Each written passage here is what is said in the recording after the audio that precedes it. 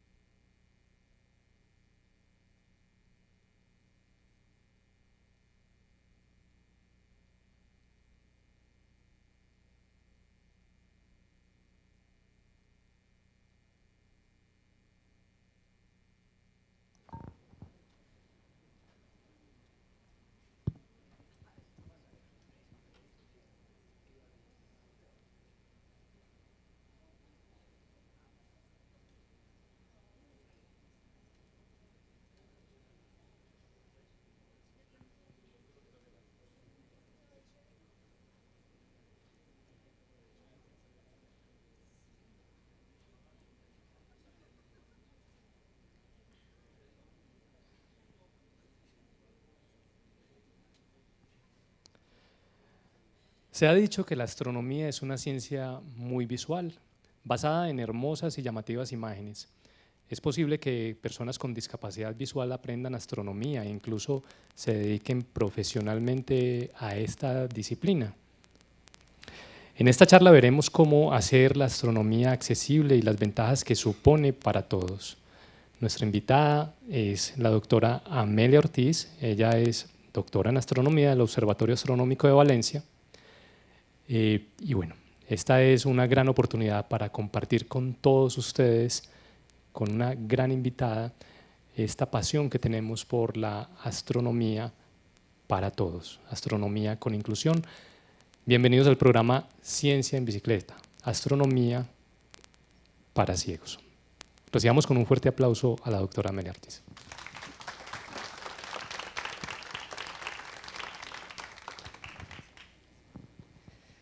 Muchas gracias. Pues esta noche quiero hablarles sobre astronomía accesible, o como han titulado la charla aquí en el planetario, la fuga del ojo. Bueno, estamos acostumbrados a ver fotos del universo donde podemos apreciar las galaxias con diversos colores y grandes, muchas estrellas, pero realmente a la vista lo que vemos son puntitos de luz muy pequeños repartidos por el cielo. Si estamos en un lugar particularmente oscuro, entonces podemos llegar a apreciar como mucho 1500 estrellas, 3 galaxias y 5 planetas. Pero nada más. Si estamos En cambio, si estamos en la ciudad, es peor todavía, porque la luz artificial de la ciudad esconde la luz natural de las estrellas y entonces apenas vemos ninguna estrella en el cielo. Por tanto, la cantidad de universo que podemos ver directamente con nuestros ojos es ínfima y está además relegada solo a parte de nuestro sistema solar, a algunas galaxias y nada más, sin mucho detalle, ¿no? Entonces, para poder ver la mayor parte del universo necesitamos ayuda, todos necesitamos ayuda de instrumentos que son, por ejemplo, los telescopios. La astronomía funciona estudiando básicamente luz, la luz que nos llega de las estrellas o de las galaxias. Esa luz, como todos saben, la luz está compuesta por muchos colores, ¿no? La luz blanca, si la hacemos pasar a través de un prisma, vemos que se descompone en una serie de colores, que son los colores del arco iris. Esta es la luz óptica, la luz que perciben nuestros ojos. Sin embargo, la luz es mucho más, tiene otros muchos más colores que nadie puede ver. Por ejemplo, los rayos X o los rayos gamma o el ultravioleta o el infrarrojo. Nadie puede ver esas radiaciones y sin embargo el universo, los objetos que están en el universo emiten también en esa luz. Por ejemplo, en el caso del Sol, si tomamos diferentes imágenes del Sol en diferentes colores o longitudes de onda, pues el aspecto del Sol es completamente distinto. Si tomamos una imagen del Sol en el infrarrojo, pues vemos que tiene en la superficie una especie de manchas, que son zonas más frías de la superficie del Sol. Como en el infrarrojo lo que detectamos básicamente es calor, pues esa imagen infrarroja nos permite ver cuáles son las partes del Sol que están más calientes y cuáles no. Pero eso no lo vemos con nuestros ojos. Para poder apreciarlo necesitamos un telescopio especial que sea capaz de observar la luz infrarroja. El Sol en luz visible es una esfera prácticamente uniforme. A veces podemos ver también las manchas solares, pero son manchitas pequeñas que apenas se aprecian. El Sol observado con un telescopio de luz ultravioleta o con un telescopio de rayos X nos permite ver las zonas del Sol que son más activas, donde están produciéndose más explosiones, donde se está emitiendo material hacia el espacio. Y esas zonas no se ven en la imagen con luz visible del Sol, ni tampoco con la imagen en luz infrarroja. Aquí les presento una imagen de una galaxia con muchas estructuras, muy bonita, con un centro, un núcleo muy brillante, diferentes colores, tonos rosa, violeta, rojizos. En esta galaxia podemos ver zonas oscuras de polvo y el gas que hay entre las estrellas. Pues esta imagen es en realidad la composición de otras 4 imágenes tomadas con diferentes telescopios. Una imagen tomada en rayos X, donde la galaxia tiene aspecto como de araña. Luego una imagen tomada en el óptico, donde podemos apreciar la estructura espiral de la galaxia como si fuera un molinillo. Se ve muy bien. En la imagen en radio parece la galaxia tiene una forma muy extraña también, como de una araña un poquito más pequeña que la que veíamos en rayos X. Y la imagen en infrarrojo pues se parece un poco a la del óptico, pero no vemos tan bien la estructura de la galaxia con su núcleo, con sus brazos espirales. Entonces, por tanto, bueno, cuando observamos el universo, todos tenemos un nivel similar de ceguera, bien porque los objetos están muy lejos o son pequeños, bien porque nuestros ojos tienen una sensibilidad muy baja a la poquita luz que nos llega de los objetos astronómicos, o simplemente porque es que no podemos percibir la mayor parte de la luz que emiten los astros. Y bueno, a eso se le puede añadir también que de momento el 95% del universo nos es completamente desconocido. Hay una materia oscura y una energía oscura que nadie puede ver ni sabemos qué es.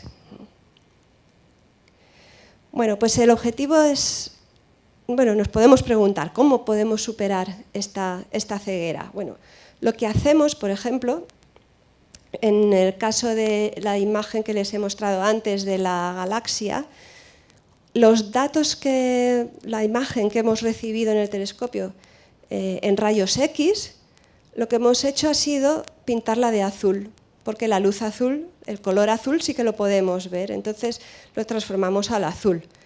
La información que nos ha llegado al telescopio en radio la hemos transformado en una imagen en color rosa y la información que nos ha llegado en el infrarrojo pues se ha dibujado en color rojo, y así, combinando todos esos datos que han sido traducidos a colores del espectro visible, pues podemos observar esta galaxia como si pudiéramos ver rayos X o como si pudiéramos ver en ondas de radio. Pero al final esto se reduce a encontrar diferentes formas de representar una misma realidad. Porque lo que nos llega al telescopio, lo que nosotros recibimos son los datos astronómicos, y esos datos son una serie de números.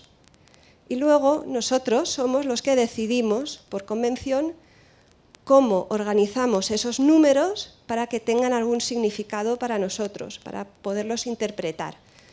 Tradicionalmente lo que se hace es ese conjunto de números se ordena de manera que se representa formando una imagen.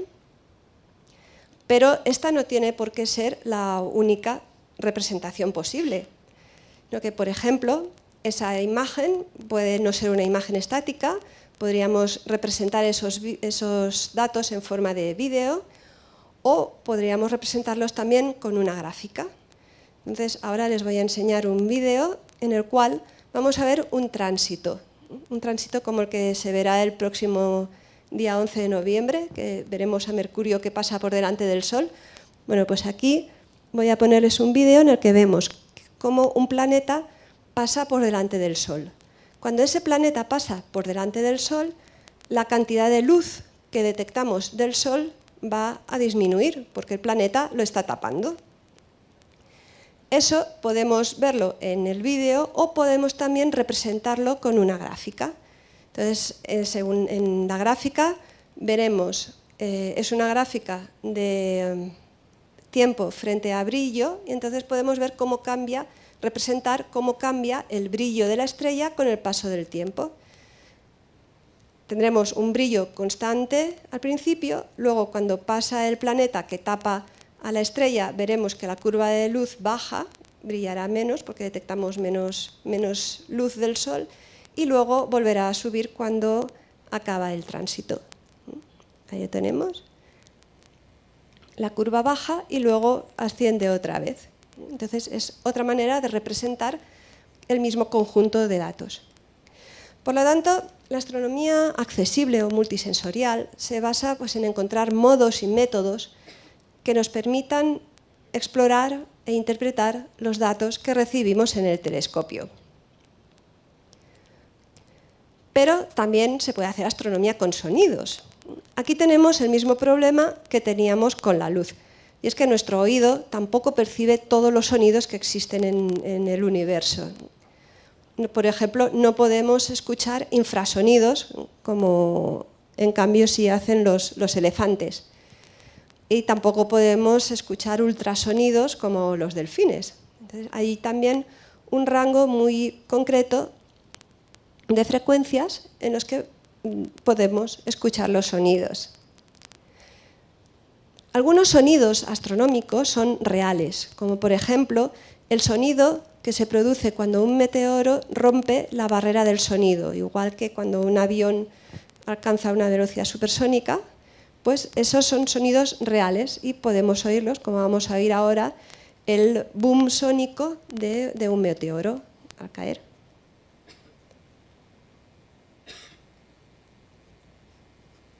A ver, se tendría que haber oído.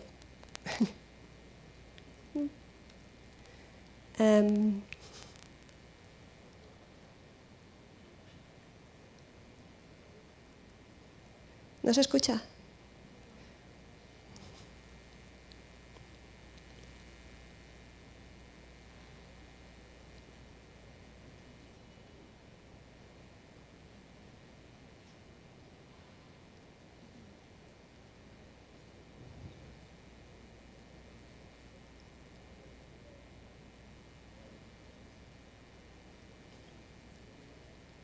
Necesito que se escuchen, si no se escucha. Es que sería una pena, porque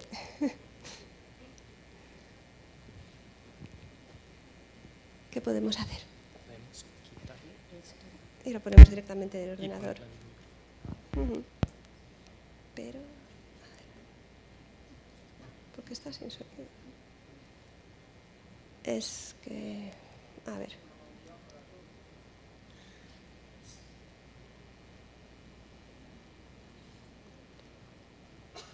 Es que está sin sonido.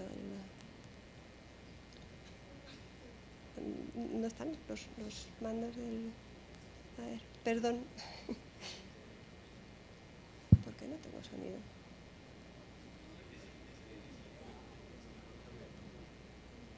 Vale, ahora. A ver, ahora. Vamos a ver. Bien. Bien. ¿Lo han escuchado? Bueno, ese era el... Vamos a escucharlo otra vez, ya que nos ha costado tanto.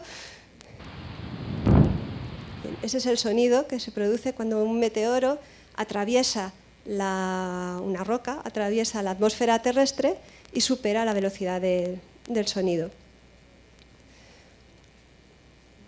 Hay otros fenómenos que también producen ondas sonoras, como por ejemplo el Sol. El Sol está compuesto por gas muy caliente y ese gas va circulando por su interior y eso provoca ondas sonoras que no podemos escuchar porque son muy graves, pero si las multiplicamos por 42.000 veces su frecuencia, entonces ya entran dentro del rango de sonidos que podemos escuchar. Vamos a escucharlo un poquito.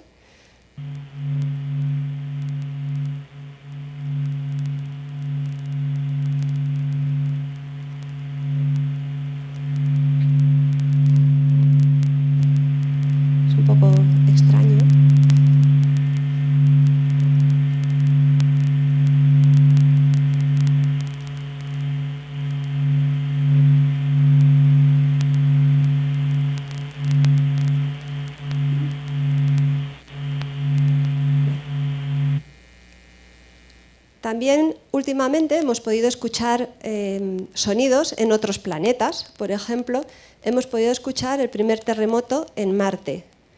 En Marte hay una sonda espacial de la NASA, InSight, que tiene un sismómetro y puede escuchar los terremotos que se producen allí en Marte. De nuevo, exacto. El sonido real es demasiado grave para que lo podamos escuchar, entonces ha sido acelerado en un factor de 60 para que lo podamos oír dentro del rango de frecuencias que nosotros podemos oír. Entonces, primero oiremos el viento marciano, luego el momento en el que se produce el terremoto y finalmente el ruido que provoca el brazo robótico de la sonda. La sonda tiene un brazo con el que toma muestras y hace ruido también. Este es el viento marciano.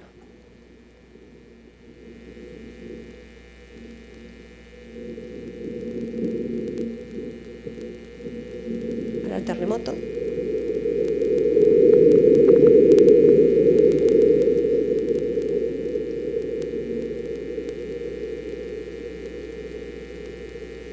Y ahora el ruido del brazo robótico.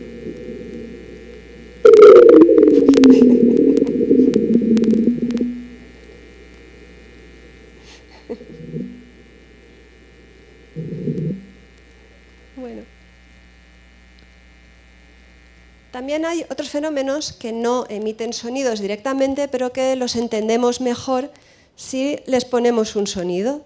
Es el caso, por ejemplo, de los púlsares. El púlsar es una estrella muerta, normalmente una estrella de neutrones, que gira muy rápidamente y tienen campos magnéticos muy intensos y lanzan desde los polos dos chorros potentes de material que brilla. Entonces, como esta estrella está girando, hay ocasiones en las que dirige estos haces que salen de los polos, barren por donde está la Tierra, o sea, los dirigen directamente hacia nosotros. Y en ese momento pues vemos que el brillo de esa estrella pues cambia, aumenta como si fuera un faro, es igual que un faro, que vemos que produce destellos de manera regular. Entonces esto lo podemos representar también con sonidos. Cada vez que un haz de materia lanzado por la estrella se dirige hacia la Tierra, pues oímos un sonido.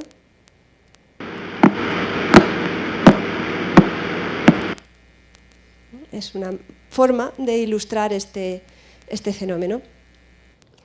También ahora les voy a mostrar la sonificación de un tránsito doble, dos exoplanetas que están pasando por delante de una estrella. Antes hemos visto una gráfica de un tránsito de un planeta. Ahora vamos a ver el tránsito de dos planetas. A ver. No lo voy a poder parar. Bueno. Entonces, primero, los dos planetas son distintos. Hay uno que es más grande y hay otro que es más pequeño. Cuando pasa por delante de la estrella, el planeta más pequeño tapa menos a la estrella, con lo cual recibiremos menos luz o menos sonido en este caso. Cuando el planeta mayor pasa por delante de la estrella,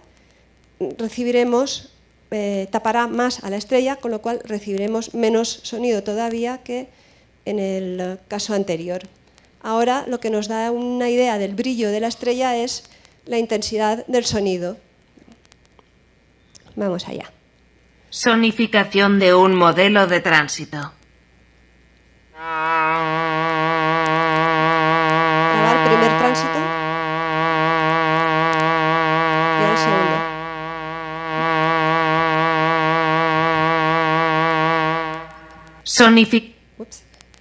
Han notado cómo el sonido se amortigua mucho más en el caso del segundo tránsito, del tránsito cuando pasa el planeta más grande.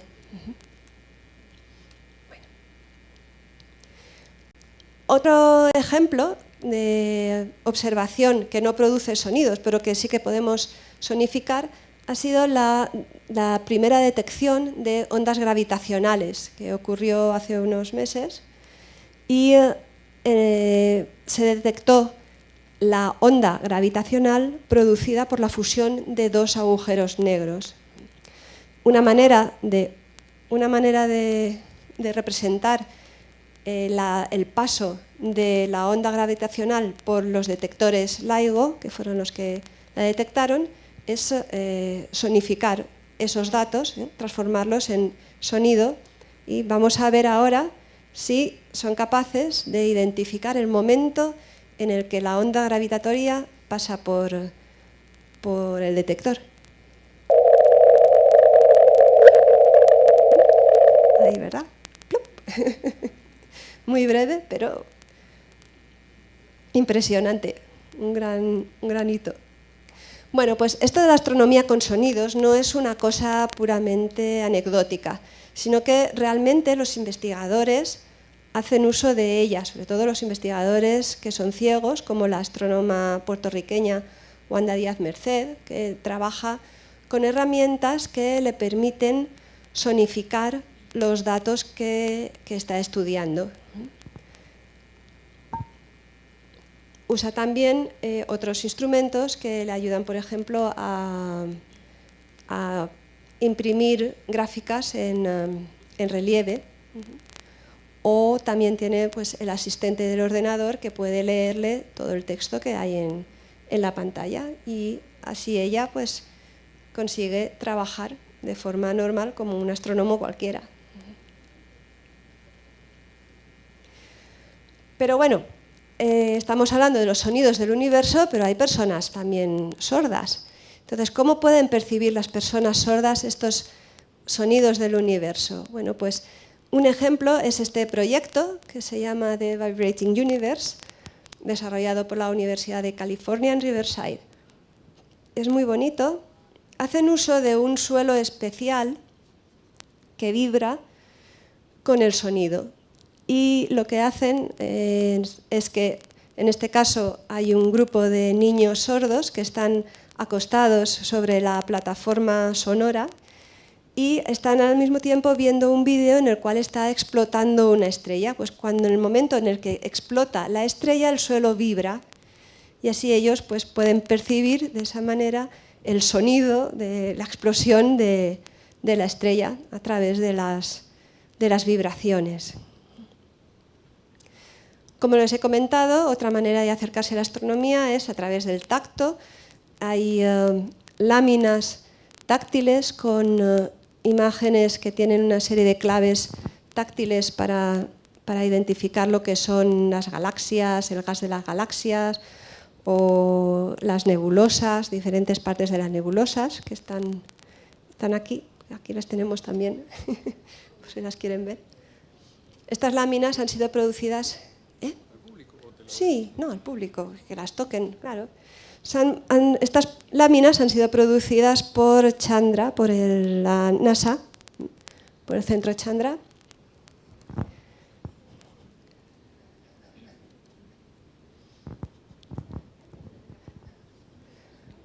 Y existe también la posibilidad de usar impresoras especiales. Esto es un ejemplo, un horno Fuser, que produce en relieve una imagen al imprimirla. Entonces podemos tener la imagen astronómica normal, a partir de esa imagen se puede hacer un dibujo esquematizado, que es el que luego imprimiremos con el horno Fuser para obtener un dibujo que es táctil, que está en relieve, entonces lo podemos tocar, y aquí en este ejemplo pues he puesto una imagen de Júpiter, y en la imagen en relieve pues se pueden tocar las manchas de Júpiter, notar las bandas de las nubes de Júpiter. Y bueno, recientemente ya con la creación de las impresoras 3D, que ya son ubicuas, pues tenemos la posibilidad de construir en 3D prácticamente cualquier cosa. En este caso, como hablamos de astronomía, pues podemos reproducir en 3D los planetas, la Luna, o incluso pues, telescopios. Y aquí tenemos varios ejemplos. tenemos una impresión del planeta Venus, que es este de aquí, hecho en 3D. Tenemos un modelo de la Luna, también hecho por impresora 3D. Este ha sido hecho a mano, este lo hizo un artista para el Parque Explora. Sí, pero ese pesa muchísimo. Coge la otra luna, será más fácil. Sí. Bueno, ahí tienen la luna. Esa es la luna, sí. Y este es Venus.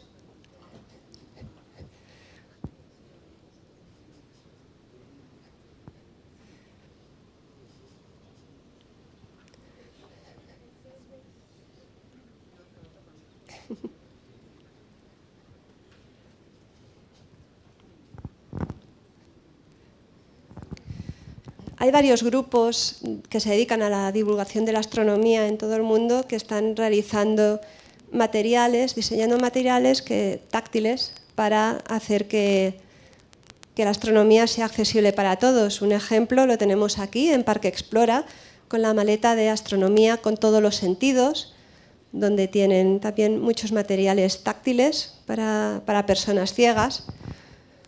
Otro ejemplo es el proyecto AstroVVI. Es un proyecto que se ha desarrollado en Chile, en colaboración también con un centro en Inglaterra, y han producido unas imágenes en 3D de galaxias, que están aquí también, que son táctiles.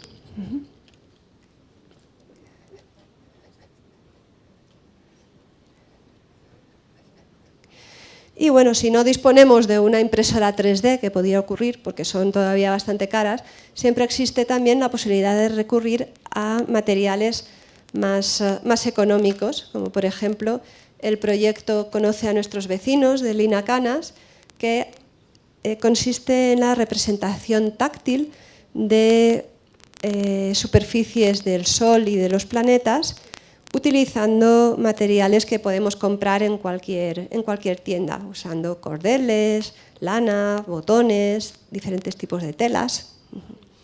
Y así pues hacer representaciones de la Luna o del Sol o de otros planetas del sistema solar. En 2009, en Valencia, hicimos una experiencia que fue crear un programa de planetario táctil para personas ciegas, que se llamó El cielo en tus manos. Nos basamos en una experiencia anterior del Planetario de Buenos Aires, dirigida por Sebastián Musso. Y este proyecto de planetario táctil constaba de dos elementos básicos, fundamentales. Uno era un elemento táctil, propiamente táctil, una semiesfera con constelaciones en relieve en la superficie, que están ya tocando por ahí. Y la segunda parte era la banda sonora. Este programa se representó en el Hemisfèric, en Valencia, que tiene la peculiaridad de que tiene 5 altavoces distribuidos por la cúpula. Entonces lo que hicimos fue que a cada objeto astronómico, sobre todo cada constelación que estaba proyectada en la cúpula, le asociamos un sonido particular que se oía en el altavoz que estaba más cerca de la proyección en la cúpula. De esta manera, con el sonido podíamos darles una indicación de la distribución, de la posición en el cielo de la constelación de la cual estábamos hablando en ese momento. Después pasamos a crear la luna táctil, que está también ya rodando por ahí, porque la luna es un elemento central, ha sido un elemento central para la humanidad de todos los tiempos, ha sido fuente de inspiración artística, fuente de inspiración científica. Y las representaciones que veíamos por ahí de la Luna eran todas planas. Entonces decidimos que íbamos a hacer un modelo esférico de la Luna, pero no topográfico, sino lo que quisimos fue representar de manera táctil la impresión visual que tenemos al contemplar la Luna desde la Tierra. Entonces, por ejemplo, notarán que los rayos de los cráteres de la Luna tienen un relieve en el modelo, porque en la realidad no lo tienen, pero cuando miramos la Luna sí que percibimos esos rayos y son una de las características de los cráteres. Por tanto, pensamos que lo que queríamos era transmitir nuestra percepción visual de una manera táctil, ¿vale? Más que la información puramente topográfica de la Luna. Para ello utilizamos un mapa creado por la sonda Clementine de NASA y lo convertimos en un modelo digital 3D, que es el que está impreso, tienen ahí. Entonces, pues nada, decidimos que íbamos a reunir estos materiales y otros en una maleta, en un kit que llamamos A Touch of the Universe, un toque del universo. Ahí recopilamos una serie de materiales. El primero, pues los materiales relacionados con el programa de planetario para personas ciegas que les comentaba antes, El cielo en tus manos. Entonces recogimos la semiesfera y la banda sonora, la luna táctil, unas constelaciones en 3D que tenemos aquí también, si los queréis. Enrique está ocupado. Aquí, gracias.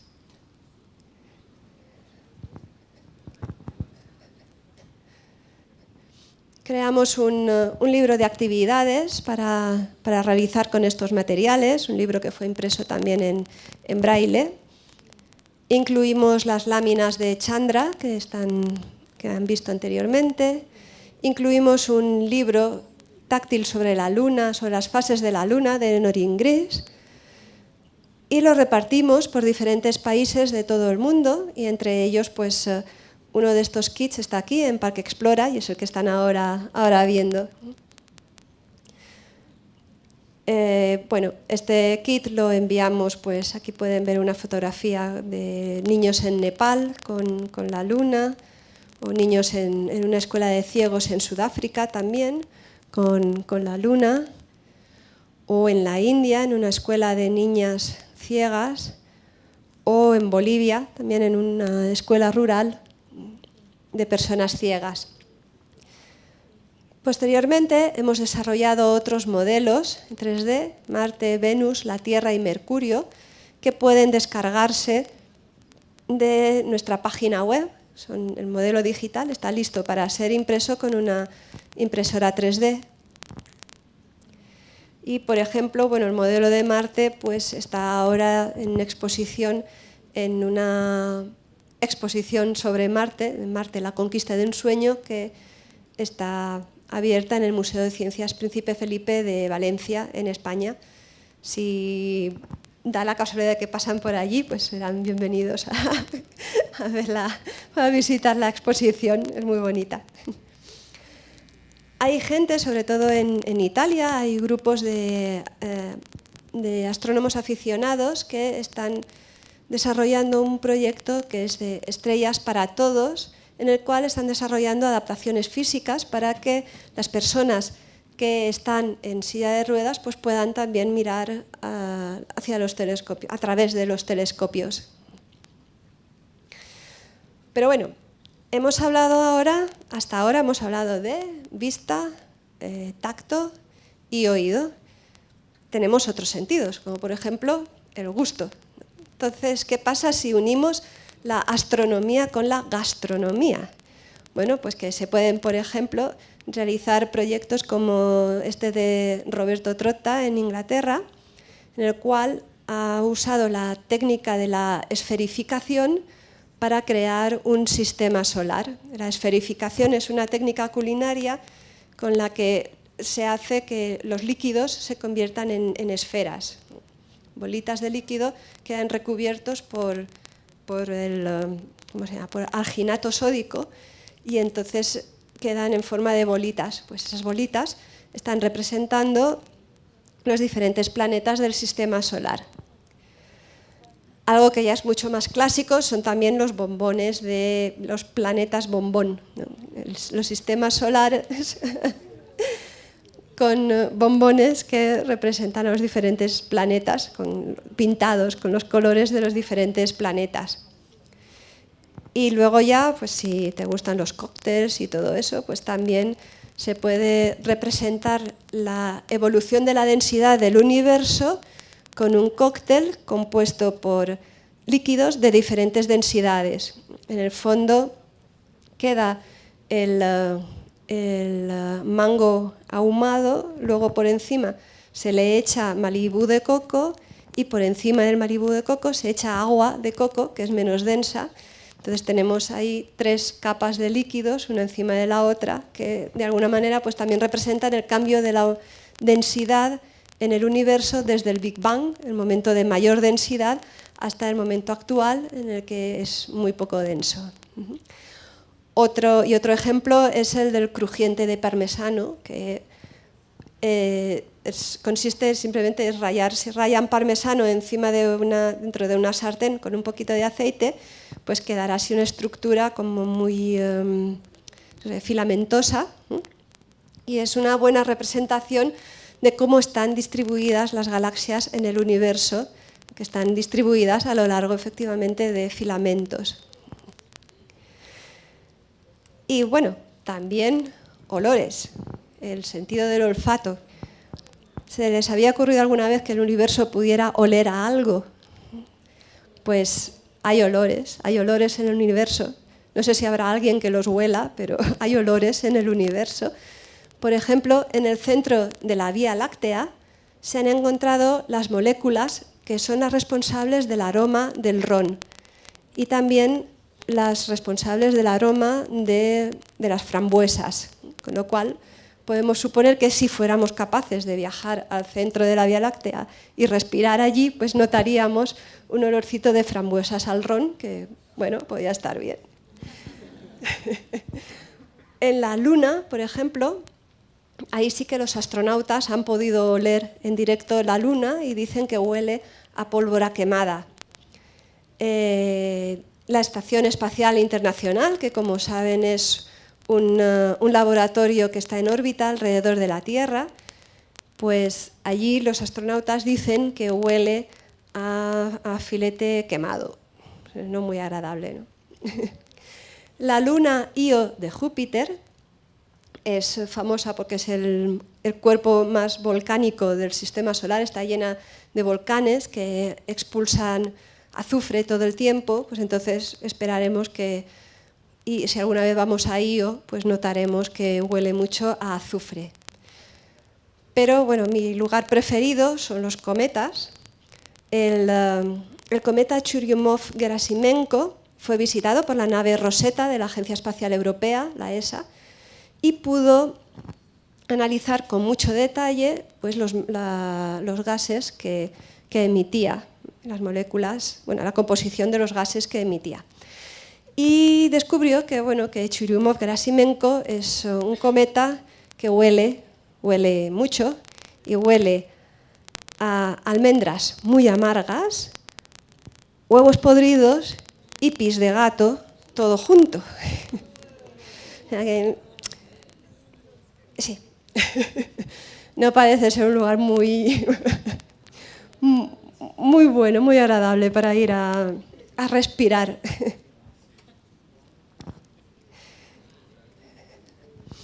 Bueno, pues para ir acabando, la astronomía multisensorial es para todos, porque consiste en ordenar y representar el conjunto de números y datos que nos llegan del telescopio, representarlos de una manera que podamos entender, ya sea imágenes, sonidos, cosas que podemos tocar, ¿no? Además, es muy útil porque cada sentido nos va a proporcionar una información diferente sobre la misma cosa. Y además, pues, es astronomía para todos, porque es accesible para todas las personas. Recordamos, además, está demostrado que recordamos mejor si recibimos la información a través de varios sentidos en lugar de uno solo. Aquí todo el mundo tenemos una manera principal de recibir y recordar la información. Hay personas que recuerdan mejor las cosas que han visto, hay otros que recuerdan mejor las cosas que han oído.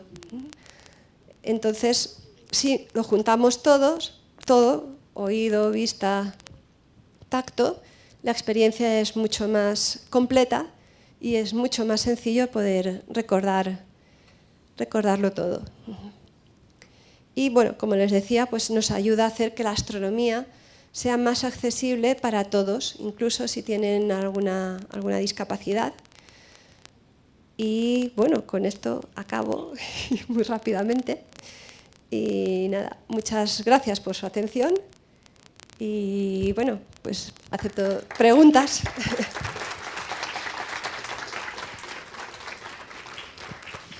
Antes de que se me olvide, aquí en el planetario hay una asociación de personas ciegas aficionadas a la astronomía. Si lo desean, pues son muy bienvenidos a apuntarse en la asociación. Muchas gracias, Amelia. Voy a pasar el micrófono para quienes quieran realizar alguna pregunta y aprovechando la invitación que nos hace, les recordamos que el Club El Ojo Sonoro de Astronomía para Ciegos o para personas con discapacidad nos reunimos todos los miércoles, el primer miércoles de cada mes aquí en el planetario, en la Biblioteca del Planetario. A las 3 de la tarde, el primer miércoles de cada mes. ¿Alguien tiene alguna pregunta? Amelia, Dime. ¿cómo es la forma a nivel táctil de una estrella? Pues es muy redonda, muy esférica, como una bola. Y luego podíamos imaginar pues, que tiene así como burbujitas, porque está hecha de gas que está muy caliente. Súper. Y es un gas que es parecido como el agua hirviendo, pero no es agua, es gas que está Es hirviendo. gas. Entonces es una esfera con burbujitas. Súper, gracias. Y muy caliente. ¿Y el sol también? El Sol también, claro que sí. El Sol es una estrella y, como todas las demás, es una estrella de tipo más bien pequeño, de tipo G, pero que, bueno, como está cerquita de nosotros, pues nos da el calor que necesitamos para que haya vida en la Tierra. Ay, gracias, Amelia. De nada. ¿Alguna otra pregunta o comentario?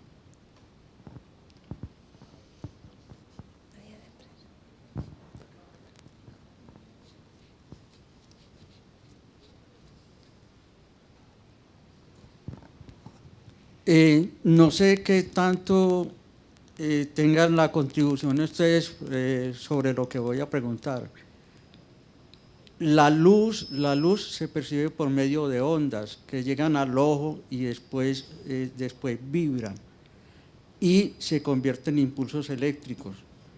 ¿Qué contribuciones han hecho los físicos para tratar de solucionar la ceguera en las personas por medio de ese método?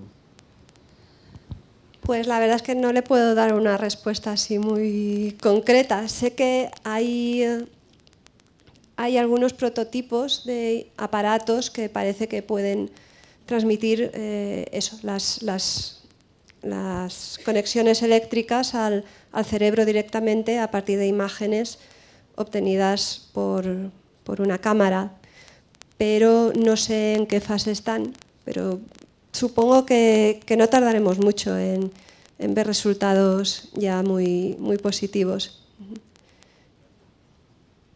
Hola, Amelia. Hola.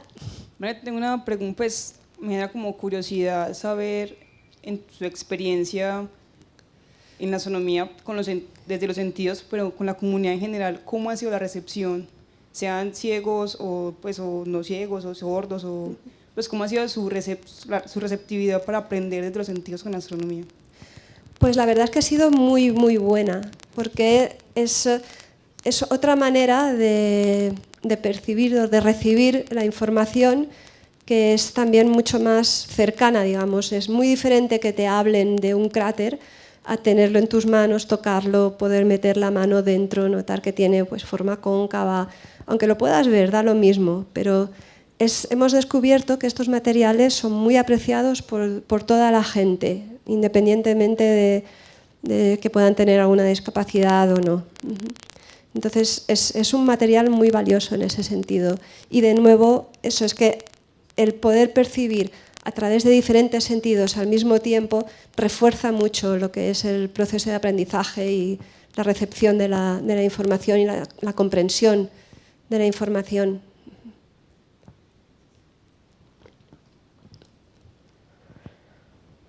Amelia, yo como mamá de una niña ciega, muy exploradora, me gustaría saber cómo hacer este material más, no tanto hacerlo nosotros, sino cómo hacerlo llegar a diferentes instituciones. Ejemplo, estuve en Sudáfrica, en Nepal, pero hay muchas instituciones alejadas o colegios donde hay población con discapacidad, o otras poblaciones pues como sin discapacidad. ¿Cómo hacerlo llegar más factible y que pueda ser viable para enseñar la astronomía a estos chicos? Porque si no estamos en estos espacios, seguramente las familias no están enteradas frente a lo que se puede hacer en adaptaciones y en material. Sí, bueno, lo que estamos intentando hacer es dar la mayor difusión posible a todos estos materiales. Tenemos páginas web, tenemos revistas y un poquito pues intentamos difundirlo de esa manera, a través de charlas en planetarios. Y los materiales, por ejemplo, en nuestro caso y en el de otros grupos, estos materiales están libres, pueden ser utilizados por cualquier centro educativo o cualquier persona particular que los quiera usar. Los tenemos en formato digital y entonces es necesario simplemente encontrar un sistema de impresión 3D para poder tener el objeto físicamente. Pero estos materiales que teníamos aquí, la Luna o Venus, por ejemplo, los ficheros los tengo en una página web que está completamente libre, todo el mundo puede entrar, descargarlo y luego pues imprimirlo con una impresora 3D.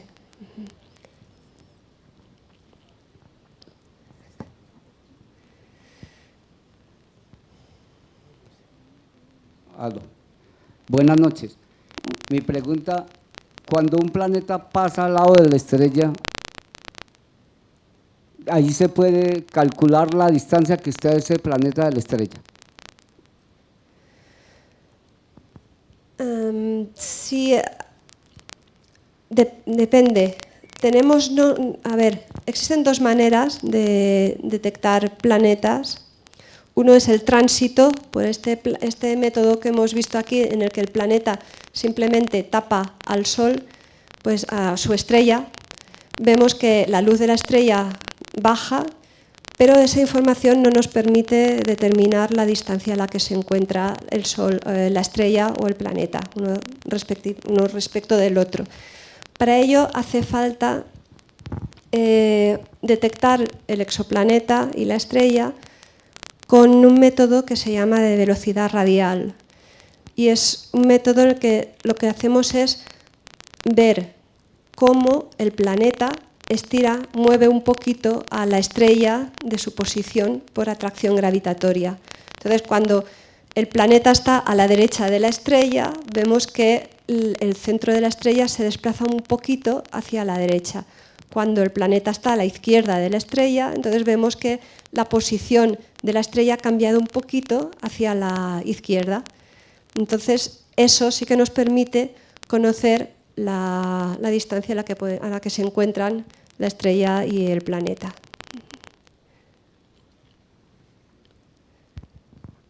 ¿Alguna otra pregunta? Yo tengo una.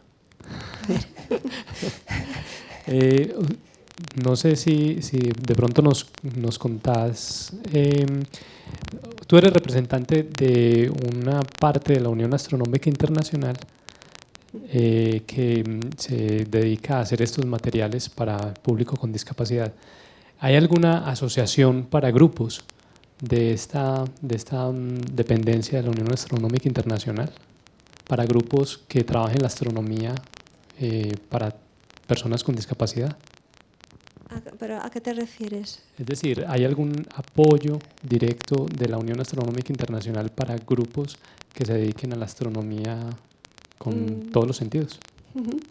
Sí, en cierto modo, sí, las actividades que realiza la Unión Astronómica Internacional desarrollando materiales para personas con discapacidades, pues sí son públicas y están al acceso de cualquier grupo. Por ejemplo, uno de los proyectos que hemos realizado con la Unión Astronómica Internacional es un diccionario de signos para sordos, signos astronómicos, porque hay muchos idiomas en los que no existen signos para determinados conceptos astronómicos. Entonces, lo que hemos hecho, estamos trabajando en una compilación de signos en muchos idiomas diferentes y tratando de ver en qué lenguas sí hay signo para los diferentes conceptos y a qué lenguas les falta ese signo, y que de manera que puedan comparar con otras lenguas que sean cercanas para poder adoptar un signo, en este caso, para el concepto que no tienen. Me he explicado fatal, pero espero que se entienda. Vale, muchas gracias. ¿Alguien quiere hacer una última pregunta? Amelia, ¿cómo estás? Mira, muy útil el instrumento, digamos, en relieve de la superficie de los astros, solo que pues veo que puede ser un poco complicado que diferentes escuelas, instituciones lo tengan de manera masiva, ¿no? Porque es costoso hacerlo, difícil conseguirlo. ¿Habrá algún taller que hayan diseñado para que de manera, digamos, a través de un taller se pueda hacer con un molde previamente hecho, que cada escuela tenga su luna, su Venus, etcétera, hacerlo con un molde, pues? Ajá. Que se pueda replicar fácilmente, mejor dicho, la idea. Sí, pues no sé, no lo habíamos pensado, pero sí podría ser una. Los modelos que han estado circulando por aquí han sido producidos a partir de moldes. Se ha hecho una primera impresión en 3D del planeta. Posteriormente hemos realizado un molde en silicona de la superficie del planeta y con ese molde se han hecho copias en resina. Es un proceso que es más barato que imprimir en 3D el planeta. Entonces, lo que pasa es que los moldes también tienen una vida limitada. No puedes, con un molde de estos de silicona no puedes hacer más de 20, 30 copias, porque empieza ya a degradarse. Entonces, tampoco es muy sencillo. Yo creo que la solución está más bien por el hecho de que empiecen a hacerse más comunes las impresoras 3D, abaratarse los precios de los materiales y mejoras en las impresoras que no necesiten tantas horas de trabajo, porque al final imprimir uno de estos objetos puede costar más de un día de trabajo. Y todo eso pues abarataría mucho los costes y haría mucho más sencillo que se pudieran replicar todos estos materiales.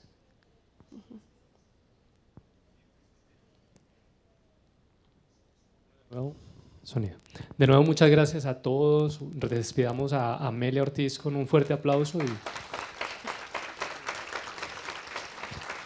Los invitamos a nuestra próxima conferencia este jueves. Se llama Shot de Ciencias, donde vamos a hablar sobre el microbioma humano y otras pilatunas que hacen las bacterias en nuestro organismo en el Parque Explora. Muchas gracias, Amelia. Muchas gracias a ustedes por habernos acompañado.